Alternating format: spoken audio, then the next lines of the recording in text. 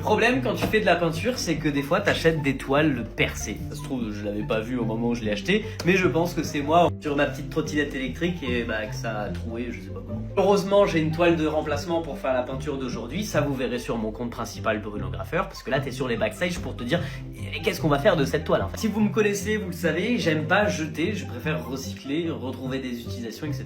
Surtout quand c'est quelque chose que j'ai acheté. D'autant plus que là, le trou, il est quand même assez petit, hein. C'est pas genre une grosse déchirure sur la toile. Donc qu'est-ce qu'on fait Bruno dans ce cas-là, hein? Eh ben je vais vous donner plusieurs solutions et à vous de me dire laquelle vous préférez. La première et la plus simple, c'est de trouver un truc à coller par-dessus, que ce soit un morceau de tissu, un bout de papier, bref, cacher les blessures. Ça sera pas hyper solide, mais en général, il n'y a pas quelqu'un qui va s'amuser à mettre son doigt dans une toile pour voir si c'est solide, donc ça devrait le faire. La deuxième solution, c'est de s'en servir dans une œuvre, donc c'est-à-dire genre faire des déchirures, etc. Une toile, c'est pas forcément juste un carré recouvert d'une toile, ça peut être plein de trucs morcelés. La dernière solution, on va pas se mentir, la plus chiante, c'est de dégrafer toute la toile derrière et de la remettre sur un châssis un peu plus petit. J'ai pas envie de faire ça, voilà. Dites-moi laquelle solution c'est la mieux selon vous, et si vous avez d'autres idées, n'hésitez pas à le dire en commentaire.